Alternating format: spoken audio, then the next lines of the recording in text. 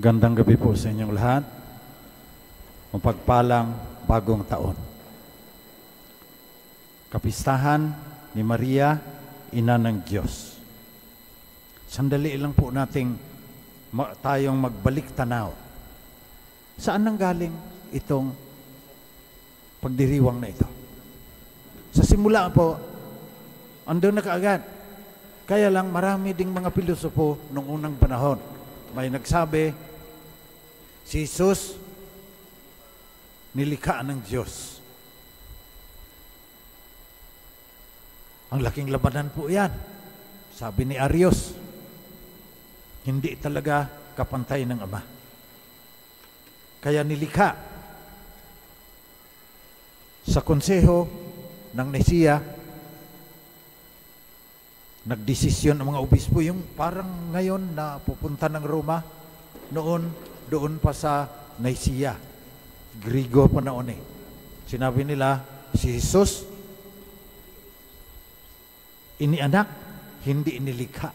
Yan yung sa mahabang pagpapahayag ng pananampalataya natin, begotten, not made. Pagkatapos po niyan, may labanan na naman, may debate na naman. Sabi ni Nestorius, si Maria, ina lang ni Jesus na tao, hindi siya ina ng Diyos. Nag-uusap na naman sila sa Ephesus. At sinabi ng mga obispo, infallible teaching, si Maria Theotokos, God-bearer. Pinaliwanag po ito pagkatapos na hindi mahiwalay ang pagka-Diyos ni Kristo at pagkatao. At saka sa Council of Chalcedon, pinahayag din doon, consubstantial with the Father, kaisa sa pagka-Diyos ng Ama. Diyos buhat sa Diyos, liwanag buhat sa liwanag, Diyos na totoo, buhat sa Diyos na totoo. Kaya may mga magaling lang bukadora, magtatayo ng relihiyon nila, matagal na pong pinag-usapan yung mga, pero marami pa rin silang nakukuha. Pero kung tignan po natin ang kasaysayan mula sa unang siglo, Mary was venerated as the Mother of God. Sa unang pagbasa, andyan po, sinabihan sila, ganito ang pagpapala, kasi mapagpalang bagong taon po tayo ngayon. Ang dasal ng simbahan para sa bawat isa, pagpalain ka nawa ng Panginoon at ingatan ka. May the Lord bless you and keep you. Naway liwanagin ng Panginoon ang kanyang mukha sa iyo. May He let His face shine upon you at maging mapagbiyaya sa iyo. Naway tignan ka ng Panginoon ng may kabaitan, ang bigyan ka ng kapayapaan. Shalom. Unang pagbasa po yan. Sa pangalawang pagbasa, sinabi sa atin na tayo mga anak ng Diyos. Kaya tayo nagdadasal ng Ama namin eh. May karapatan tayong ganyan. Ano ngayon ang ibig sabihin noong si Maria, ina ng Diyos? Ang ibig sabihin, may pagbabago. Nagbago ang kasaysayan, hinati ni Jesus. Tingnan ninyo, before Christ and after Christ. Sapagkat, kagaya ng ang history, dinidivide din ng taon. 2025 na po ang darating. Kaya ang bigyan ko pong diin ngayon ay itong naway liwanagin ng Panginoon ang kanyang mukha sa iyo at maging mapagbiyaya sa iyo. May He let His face shine upon you. Kagaya ng mga mahal na birhen, sinabi niya, my soul glorifies the Lord because He has regarded the lowliness of His handmaid. Pinagmasdan niya, pinahalagahan niya ang kababaang loob ng kanyang alagad. Yung handmaid, kasambahay talaga yun eh. Yan ang pagtingin ni Maria sa Diyos. Pero siya ang pinili na magiging ina ng Diyos. At noong pinahayag ni Jesus na siya pinadala ng kanyang Ama, nagnilay na naman ang simbahan. Bakit?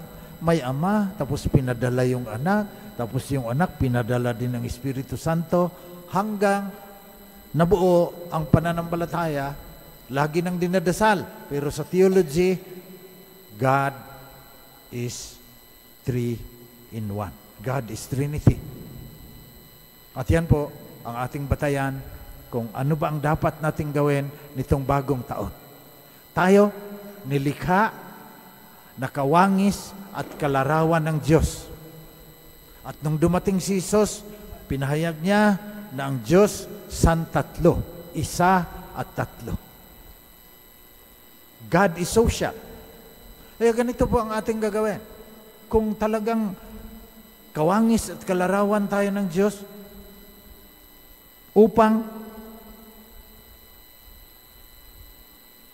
pakita niya ang kanyang mukha sa atin, may He let His face shine upon you, sundin din natin kung ano ang banal na santatlo. Una, ang banal na santatlo ay may solidarity. Yung Synodal Church, sinasalamin yan. Ang banal na santatlo, kaya lang marami talaga sa atin, halos lahat siguro sa atin, makasarili. Parang tayo lang lahat. I, me, mine. Kaya, number 1, nagagawin natin sa bawat pagsapit ng taon, tasahan natin ang ating sarili. Sa 2024, did I nurture meaningful relationships? Si God is relation. Susuriin natin ang ating budi ngayon. Kung tayo, kalarawan at kawangis ng Diyos at ang Diyos isang tatlo, kailangan ang isa sa tatlo nating gawain, suriin at bagong loob na kung nagkamali tayo at nang aaway tayo, we did not nurture meaningful connections and relationships. Naging makasarili tayo, hindi tayo kawangis ng banal na santatlo. Hindi niya tayo pagpalain at hindi niya ipapakita ang kanyang mukha sa atin. Ang pangalawa, ang Diyos iisa din. Kaya kailangan may tension niyang sarili mo at yung Synodal Church, yung simbahan, yung lipunan. Kaya ang pangalawa, wholeness. Self-actualization ang tawag ni Abraham Maslow dyan. Pero sa ating spirituality, foster personal growth. At konektado po iyang nurture meaningful relationships sa foster personal growth. You could not be yourself without the others. Kaya sa Africa, kung saan ilang taon si Father Eric Lakandula SBD, misyonero sa Kenya at Tanzania. Doon may idea sila ng Ubuntu Ubuntu, na na-harmonize nila ang society at saka yung individual. Ubuntu. I am because we are. Walang tension sa kanila yung individualism at saka narcissism Ubuntu. So as you nurture meaningful connections and relationships, you also foster your personal growth. Yan ang gusto ng simbahan sa atin. Hindi yung bibili ka na naman ng mga bilog na prutas para bubuinasin ka, makahanap ka ng pera. Sana makahanap ka ng pera, pero hindi yan ang pinakamahalaga. Ang pinakamahalaga, maging kawangis ka ng banal na santatlo, Ama, Anak, at Espiritu Santo, sapagkat kung magtagumpay ka, na sinalamin mo yung kanilang pagiging santatlo, bibigyan kanila ng buhay kasama ng Ama, ng Anak, at ng Espiritu Santo. So, solidarity, wholeness, creativity. Ang ibig sabihin, maging mapanlikha din tayo para solusyonan ang problema ng ating bansa, ng ating planeta.